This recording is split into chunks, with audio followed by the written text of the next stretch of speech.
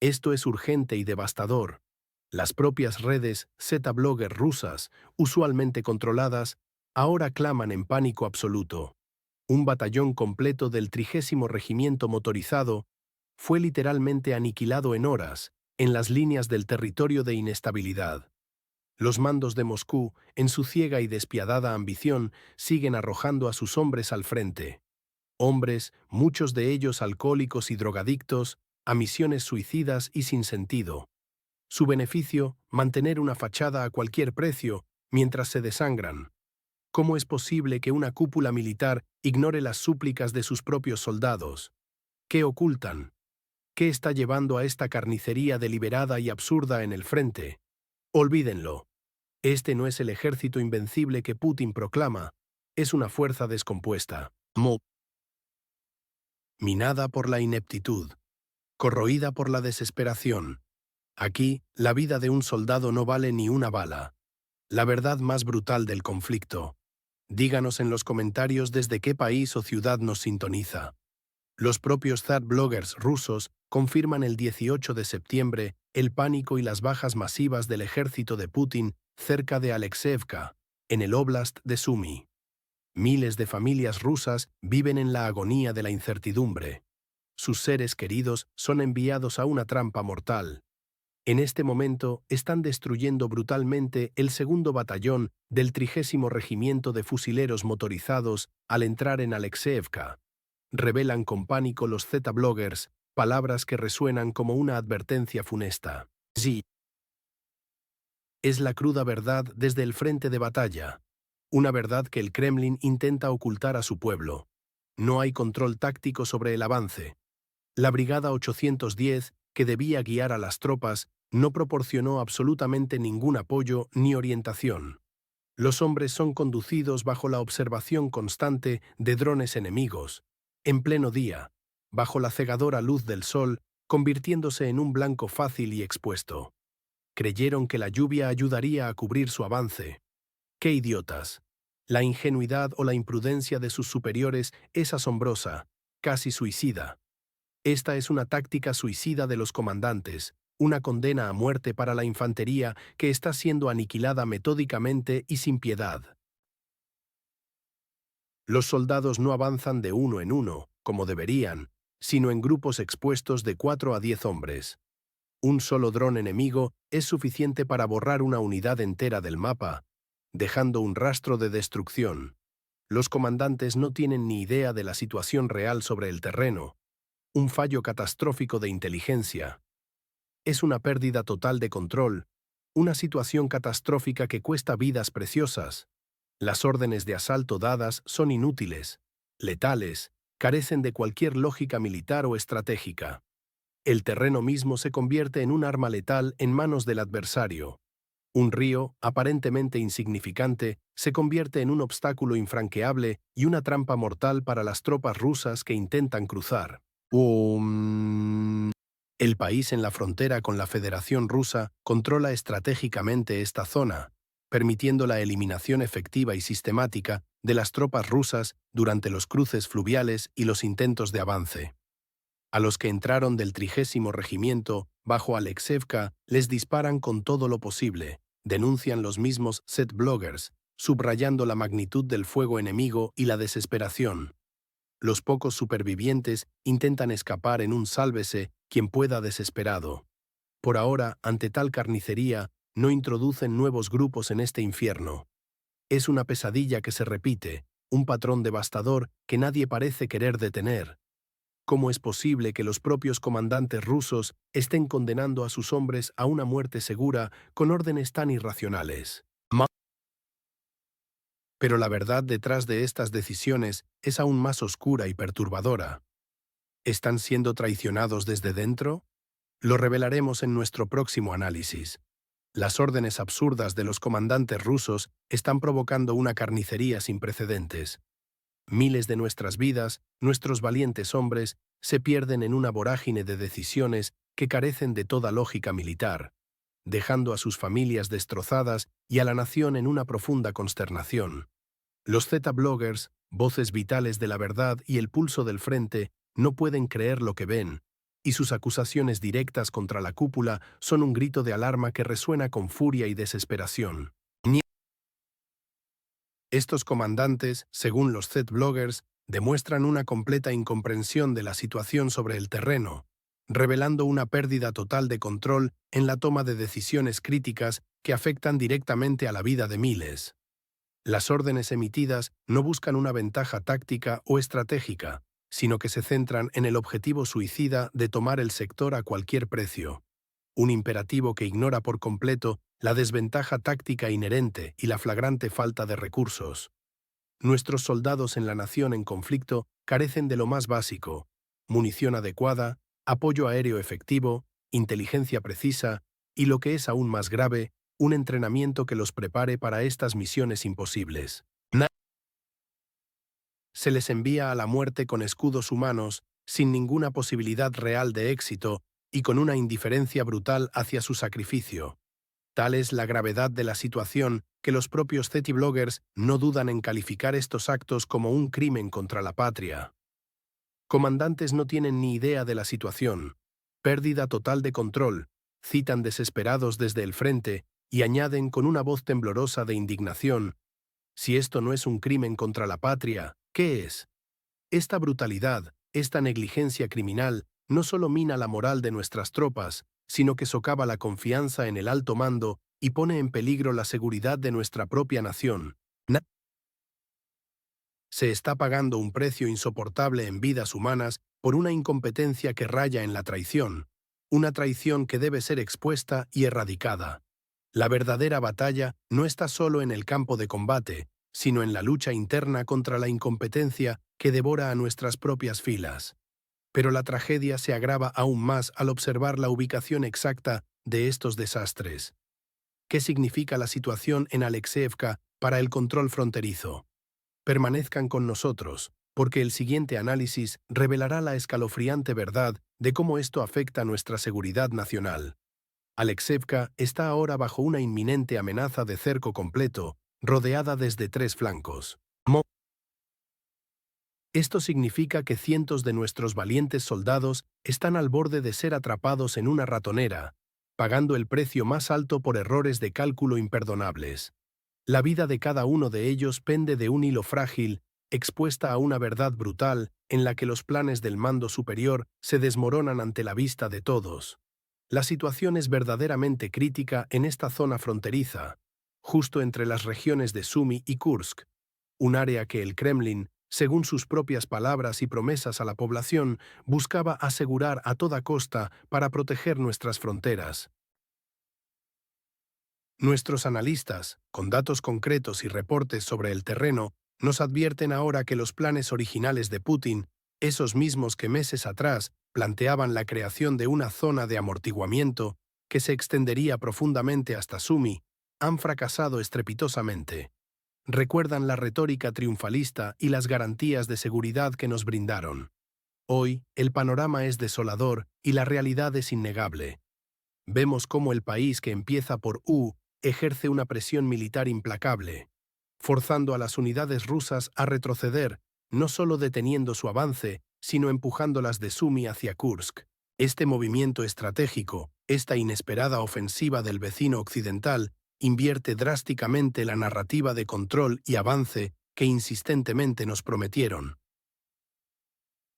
Lo que se vendió a nuestra gente como una operación para desmilitarizar y crear seguridad se está convirtiendo dolorosamente en una retirada táctica forzada, costando vidas y reputación.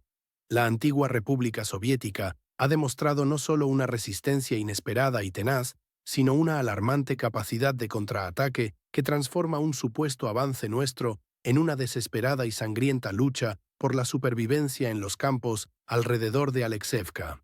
El conocido y respetado analista Alexander Kushner no dudó en decirlo claramente, sin paños calientes, con una franqueza que duele. Tal como en todos los casos similares, Putin, naturalmente, se mostró como un pseudo-coronel extremadamente no cualificado, y el ejército ruso tiene que pagar con vidas. Esta es una cruda realidad que nos golpea en el rostro con la fuerza de un puñetazo. No estamos hablando de abstracciones geopolíticas o de meras estadísticas sobre un mapa militar. Hablamos de hombres de carne y hueso, de padres e hijos, que ahora enfrentan un aislamiento brutal, rodeados por un enemigo que no perdona ni olvida una pulgada de su territorio. La promesa de una zona de seguridad impenetrable, de una barrera inexpugnable para proteger a nuestra gente de los ataques transfronterizos, se ha transformado en una trampa mortal donde nuestros soldados luchan solos contra todo pronóstico. La estrategia del Kremlin de asegurar estas fronteras, de empujar a la nación en el mapa 404 lejos de nuestras líneas defensivas, ha fallado de manera calamitosa y ha expuesto a nuestros hombres a un peligro inaceptable. Hemos sido testigos de cómo los objetivos declarados se desmoronan, pedazo a pedazo, bajo la presión implacable del campo de batalla y la ineptitud de la planificación. La ubicación estratégica de Alexevka, que se consideraba vital para el control fronterizo y la estabilidad de nuestras líneas de defensa, se ha convertido ahora en un punto de estrangulamiento letal. Cada día que pasa, el cerco se cierra aún más, dejando a nuestros hombres con opciones cada vez más limitadas y un destino incierto que clama por respuestas. Es una situación que nos obliga a una profunda y dolorosa introspección. ¿Cómo pudimos permitir que una posición tan crucial, presentada como una victoria estratégica y un escudo protector, se convirtiera en un punto de no retorno para nuestros defensores, en lugar de una base segura? Pero la pregunta fundamental es, ¿quién dio la orden final a los comandantes rusos para enviar a sus hombres a esta masacre bajo la lluvia helada, sin un plan de contingencia ni una ruta de escape clara? La respuesta a esa incógnita, créanme, es aún más sorprendente, más perturbadora y más oscura de lo que cualquiera de nosotros podría imaginar. La incompetencia militar rusa ha sido brutalmente expuesta por un factor inesperado, el clima. Cada soldado ruso en el frente, empapado y congelado, paga ahora el precio de esta ignorancia. Sus vidas están en juego, sacrificadas por una decisión estúpida. Los altos mandos rusos, en una muestra de asombrosa ingenuidad, esperaban que la lluvia constante de septiembre protegiera a sus hombres de los letales ataques de drones. Esta expectativa fue completamente errónea y catastrófica. Creían, de forma absurda, que las densas nubes y la humedad harían inoperables las aeronaves no tripuladas del país que empieza por U. Pensaron que la visibilidad limitada y las condiciones adversas neutralizarían la amenaza aérea. Sin embargo, la realidad en el frente es brutalmente distinta. Los modernos drones del vecino occidental, especialmente aquellos diseñados para operar a baja altura, han demostrado ser totalmente funcionales incluso bajo fuertes precipitaciones. Su tecnología avanzada les permite navegar con precisión y atacar objetivos con efectividad milimétrica, ignorando las condiciones climáticas. Un conocido Z-blogger, exasperado, lo resumió sin tapujos. Pensaron que la lluvia ayudaría. ¿Acaso los drones no volarán con lluvia? ¡Qué idiotas! Estas palabras revelan la frustración creciente dentro de las propias filas. Pero el problema es aún más profundo. La lluvia no solo falló en proteger, se convirtió, paradójicamente, en una tortura adicional para las tropas rusas. Las persistentes lluvias de septiembre en la región significan frío penetrante y humedad constante, condiciones que deterioran rápidamente la moral y la salud física de cualquier tropa expuesta. El terreno mojado es un pantano de lodo, dificultando movimiento y logística. Las bajas temperaturas nocturnas exacerban el sufrimiento de los soldados rusos en el campo de batalla. Muchos carecen de equipo adecuado. Este frío extremo y la humedad aumentan el disconfort a niveles insoportables, generando enfermedades respiratorias, hipotermia y fatiga extrema. Crucialmente, estas condiciones inhumanas reducen la efectividad operativa de las tropas, haciendo que cualquier operación sea más lenta, más peligrosa y menos exitosa. Un comando que esperaba protección del clima en lugar de preparar a sus tropas para la cruda realidad de la guerra moderna, ha condenado a sus hombres a una miseria evitable, a una vulnerabilidad constante y a la muerte por elementos. Esta falsa esperanza nacida de una mala interpretación fundamental de la tecnología enemiga y de una subestimación de la meteorología, ha costado un precio incalculable en vidas y en la moral precaria en el territorio disputado entre Rusia y Occidente. Es una lección cruel sobre la arrogancia militar y la flagrante falta de previsión estratégica. La verdadera batalla de estos soldados no es solo contra el enemigo, sino contra la ceguera estratégica de sus propios líderes. Manténgase con nosotros para descubrir cómo este desprecio por el clima es solo una pieza de un rompecabezas mucho más oscuro sobre el futuro de este conflicto. Decenas de soldados rusos están siendo aniquilados en segundos, moviéndose en grupos de hasta 10. Cada explosión no es solo una estadística, es el fin de una vida, la destrucción de una familia, la aniquilación de la esperanza en una ofensiva que se desangra antes de siquiera empezar. Los propios Z-bloggers, las voces más leales al Kremlin, están en shock y lo gritan al mundo. Critican abiertamente el movimiento de tropas rusas en formaciones densas, grupos de entre 4 y 10 personas. Uno de ellos lo resumió con una crudeza desgarradora. Y la gente no va de uno en uno, no de dos, sino en grupos de 4 a 10. Un solo Baba Yaga y una escuadra desaparece. 3 Yaga y un pelotón está muerto. Esto convierte a nuestros hombres en blancos perfectos, objetivos ineludibles para la tecnología de la ex-república soviética. Un solo dron o un misil bastan para borrar del mapa una unidad entera, eliminando de golpe a un pelotón o más. La ofensiva rusa, que debería ser implacable, se convierte así en una carnicería costosa, ineficiente, un derroche insensato de vidas y recursos. Las fuerzas del conflicto Estado optimizan cada recurso militar disponible, aprovechando cada error táctico. Utilizan drones, artillería de precisión y sí, posiblemente los HIMARS con munición de racimo, con una efectividad devastadora contra estas agrupaciones.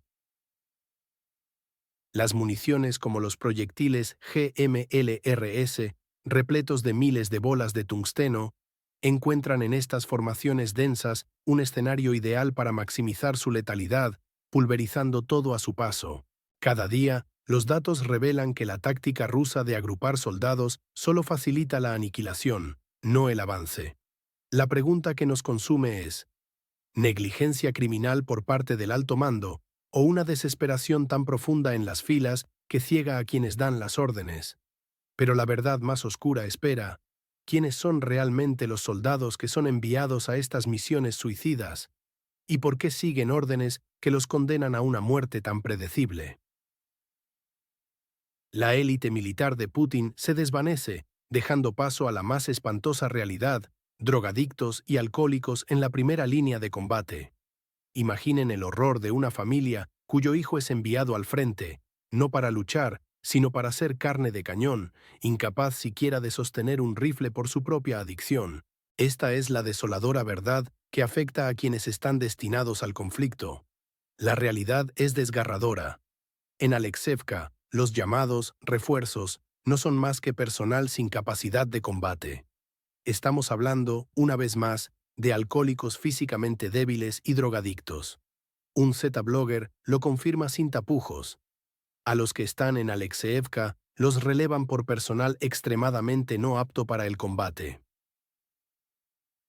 Principalmente, otra vez, alcohólicos físicamente débiles y drogadictos. Estos hombres, apenas capaces de mantenerse en pie, son inútiles en cualquier confrontación. No pueden sostenerse, menos aún luchar. Esta es la cruda verdad de la decadencia. La estrategia de rotación implica sustituir unidades ya agotadas y diezmadas con este tipo de personal, incapaz de funcionar. Imaginen el impacto demoledor en la moral de quienes sí están preparados, de quienes luchan con honor al ver llegar a estos llamados relevos. La capacidad de combate de toda una unidad se desploma, el espíritu se quiebra. Fuentes internas revelan una verdad aún más escalofriante para la flota del Mar Negro.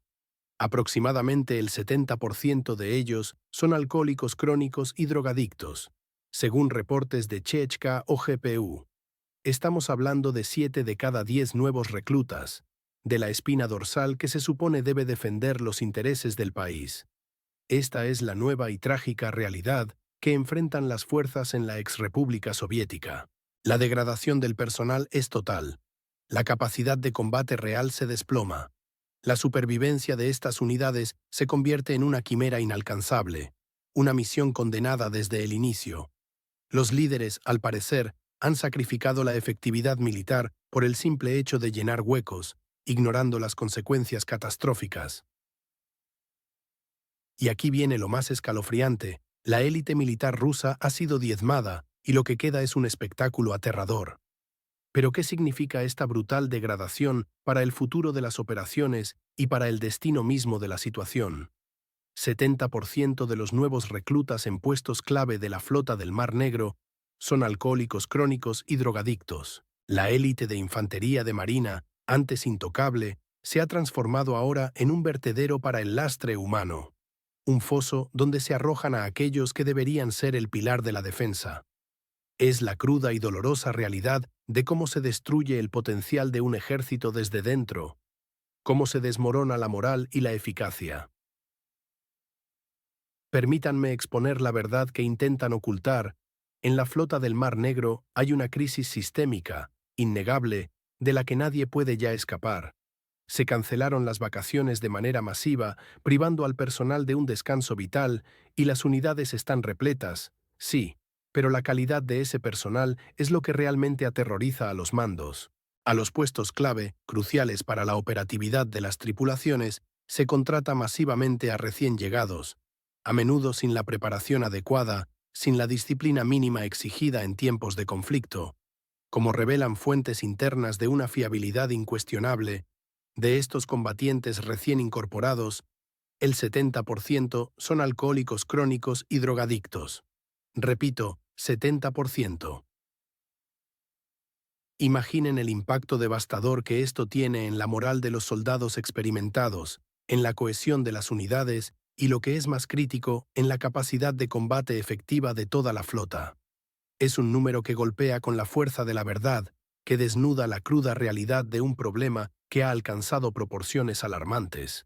La dirección de la flota del Mar Negro, en un intento desesperado, y debo decirlo, profundamente equivocado por lidiar con este personal problemático, ideó una medida de castigo especial que es, en sí misma, una sentencia directa a la ineficacia: el traslado forzoso a la 810 Brigada de Infantería de Marina Separada. Esta unidad, que en el pasado fue un pilar, un baluarte de élite y excelencia, reconocida por su valentía y profesionalismo, se ha convertido ahora, por esta nefasta política, en una unidad de castigo. Imaginen el horror, la consternación del comandante Olenikov. Su brigada, antes un símbolo de honor y un faro de excelencia militar, se ha transformado forzosamente en un mero vertedero de personal problemático, de soldados con graves problemas de adicción que no deberían estar en el frente. Esto no es solo una anécdota aislada o un problema menor, es la exposición clara y evidente de una desmoralización profunda que permea amplios sectores del ejército. Esta política de castigo no es una solución, es un parche ineficaz, un intento fallido de ocultar una hemorragia interna que solo se agrava. No resuelve el problema del alcoholismo o la drogadicción. Al contrario, lo encapsula en una unidad que debería ser de élite, creando un foco de inestabilidad, un caldo de cultivo para conflictos internos devastadores y para el colapso de la disciplina. La cohesión se rompe, la disciplina se evapora y la confianza se pierde. La calidad del personal militar ruso, bajo estas condiciones inaceptables, se ve gravemente comprometida, minando la fe y la capacidad de las fuerzas en todas las filas. Es una estrategia autodestructiva que socava cualquier esfuerzo bélico, un golpe directo a la capacidad operativa de fuerzas que deben ser impecables para afrontar los desafíos del futuro. Estamos presenciando una situación que genera un desafío formidable para la estabilidad y eficacia de todo el esfuerzo militar. ¿Puede un ejército con tales problemas internos estructurales, con una desmoralización tan profunda y generalizada, realmente mantener su eficacia operativa y proteger sus intereses vitales en un contexto global tan volátil y peligroso? Mientras algunos, con una ceguera voluntaria, insisten en ignorar la verdad incómoda de estos problemas internos, las consecuencias reales se acumulan sin piedad para todos, y la pregunta crucial es, ¿hasta cuándo se podrá sostener la farsa de una situación perfecta, cuando el propio ejército se debilita críticamente desde dentro? Las victorias triunfales que proclaman Putin y Gerasimov ocultan una realidad brutal. La humillante derrota en Sumi es ya innegable.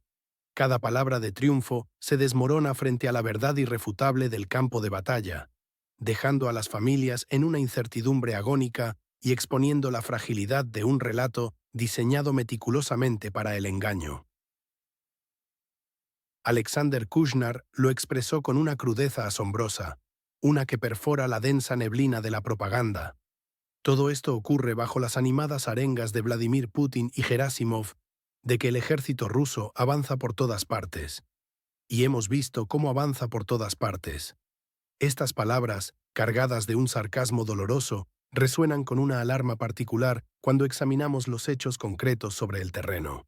Los líderes rusos, con una persistencia casi patológica que roza la incredulidad, continúan afirmando que el ejército ruso está avanzando por todas partes, en la nación, en la frontera con la Federación Rusa.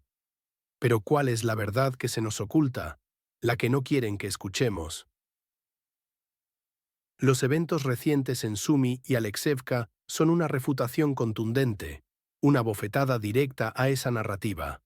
Lejos de cualquier avance triunfal o victoria estratégica, estas zonas han sido testigos de importantes pérdidas operativas y de una serie de fracasos que no pueden ser disimulados. No estamos hablando de pequeños contratiempos, sino de reveses significativos que han costado caro. La realidad, cruda y sin adornos, es que no solo no se avanza. En puntos críticos, la retirada ha sido forzada, sufriendo un revés táctico y humano que desafía directamente la versión oficial. Se trata de una derrota operativa clara que el Kremlin intenta desesperadamente esconder. Esta discrepancia abismal entre lo que se predica desde los despachos y lo que realmente sucede en el frente de batalla es un indicador inequívoco de la desesperación que corroe las entrañas del Kremlin.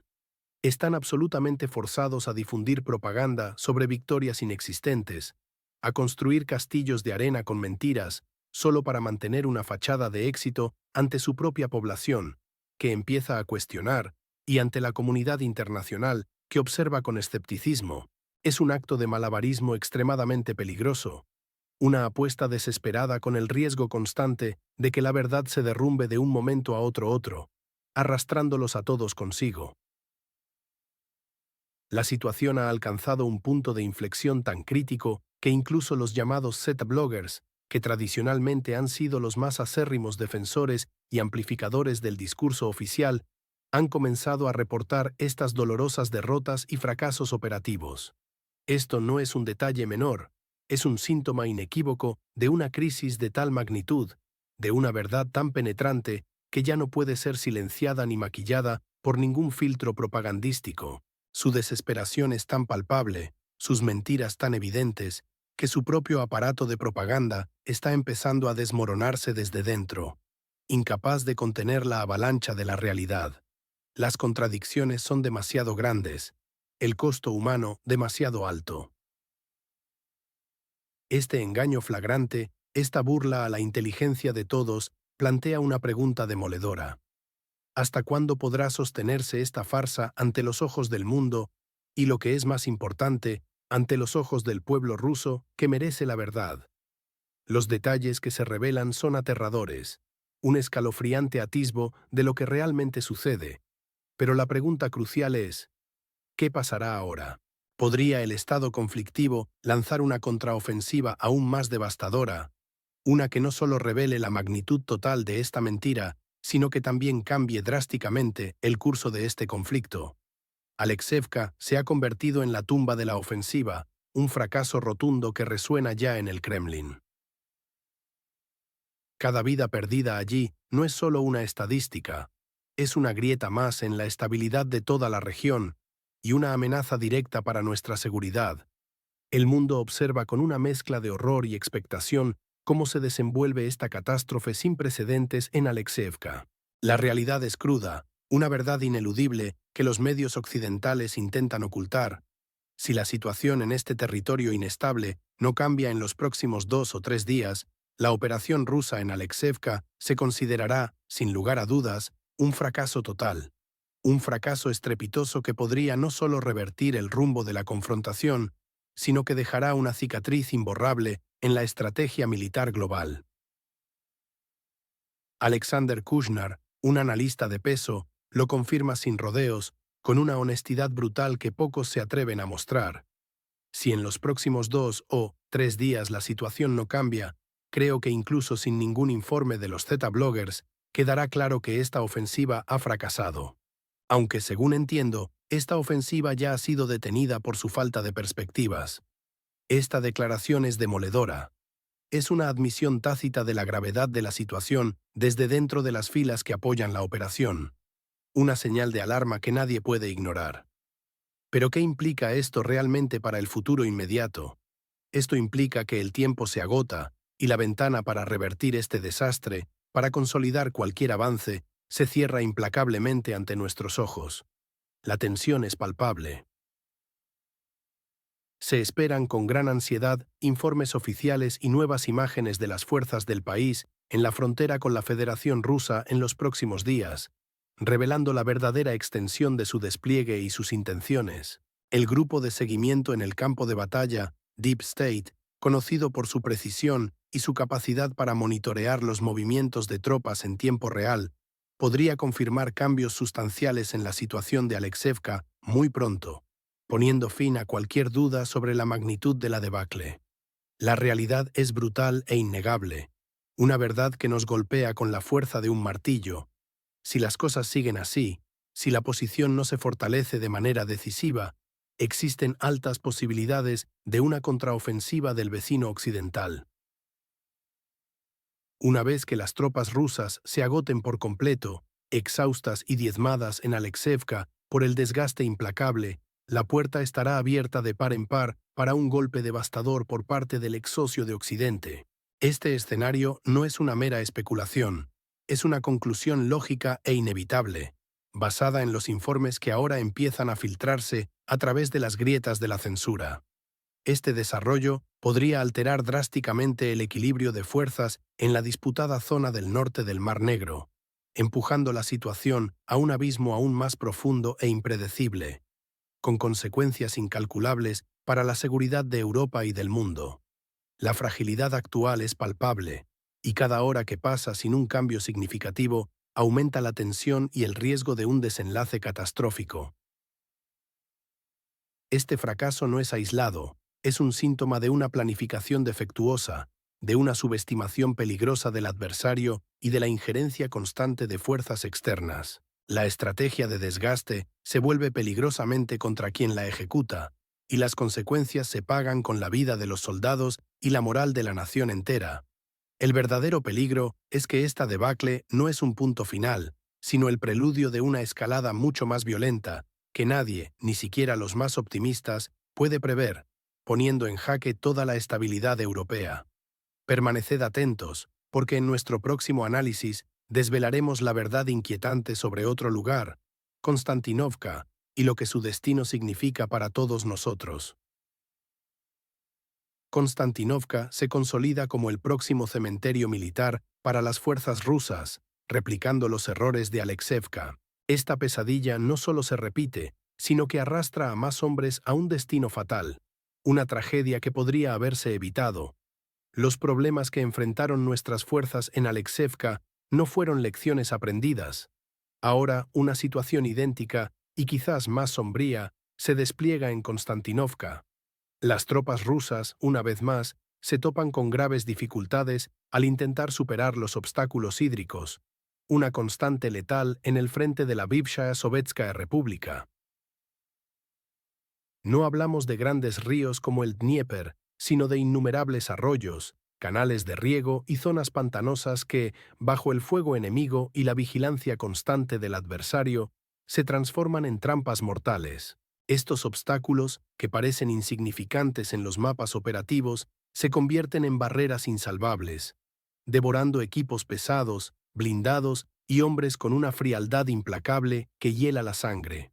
La falta de equipo de asalto anfibio especializado, la pobre planificación de rutas de cruce, la escasa inteligencia sobre las defensas enemigas y la subestimación persistente de la capacidad de respuesta del adversario abren una ventana crítica para el desastre en cada intento.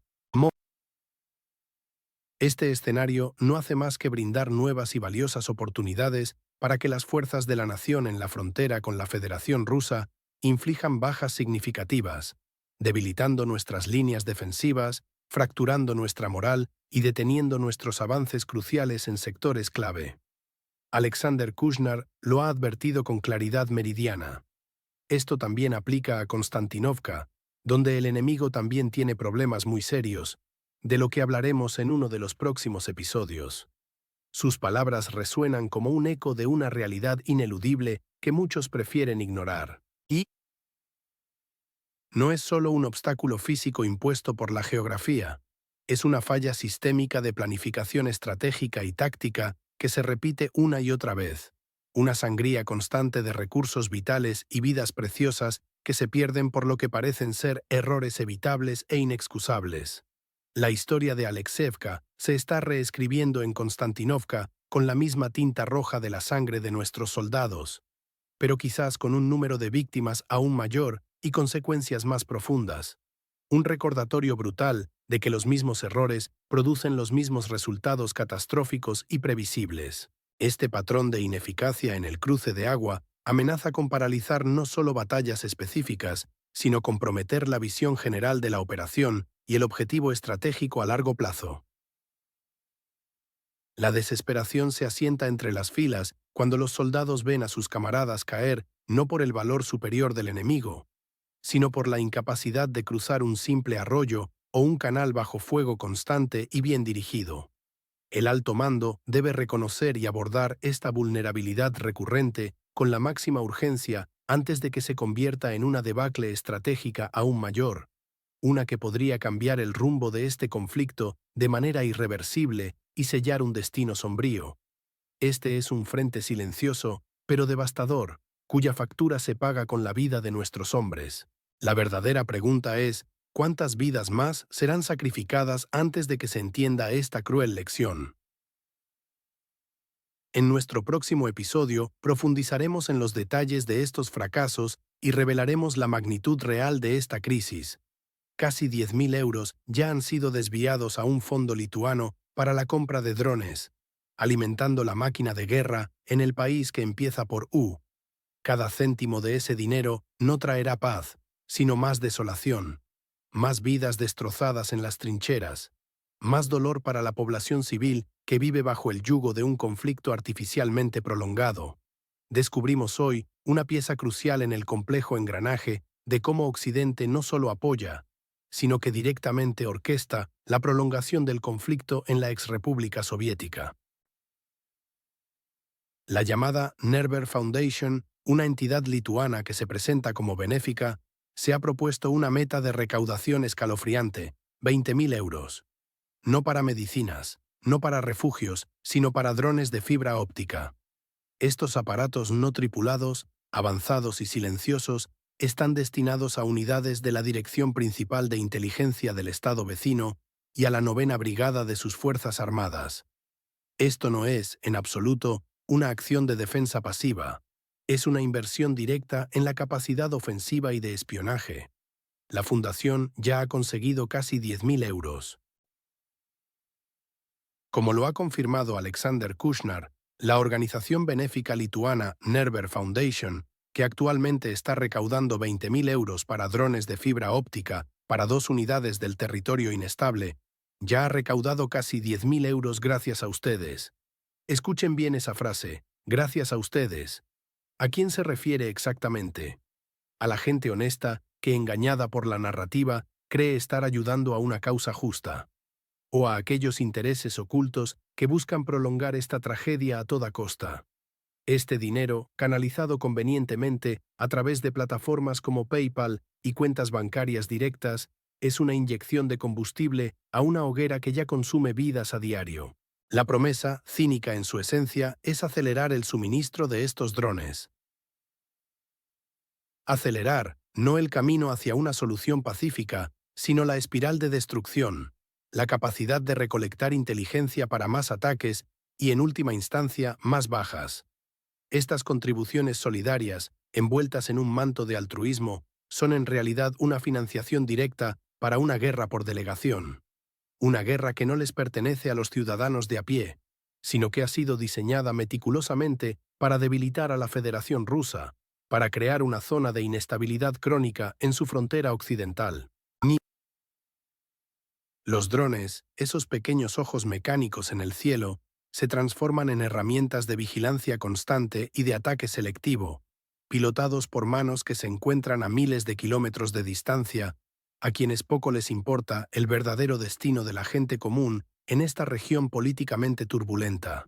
Cada dron que llega a la antigua República Hermana es un eslabón más en la cadena que ata al conflicto, prolongando su agonía, posponiendo una resolución que solo la retirada de la injerencia externa puede traer. Es una maniobra desesperada y costosa para mantener artificialmente a flote un régimen ya debilitado, una mera ilusión de apoyo internacional que en la realidad del terreno solo conduce a un derramamiento de sangre inútil y a más sufrimiento para la población. La llamada ayuda se ha convertido en una herramienta de coerción, un medio para mantener activa una confrontación que beneficia únicamente a los arquitectos de esta estrategia geopolítica. No nos equivoquemos. Esto no es caridad, es estrategia militar encubierta, disfrazada de solidaridad. Es la confirmación de que la paz no es el objetivo de muchos en Occidente, sino la guerra perpetua. El verdadero desafío no es recaudar dinero para armas, sino desmantelar esta red de injerencia que condena al territorio inestable a un destino trágico. Permanezcan atentos, porque en nuestro próximo análisis desvelaremos quiénes son los verdaderos beneficiarios de esta interminable corriente de ayuda.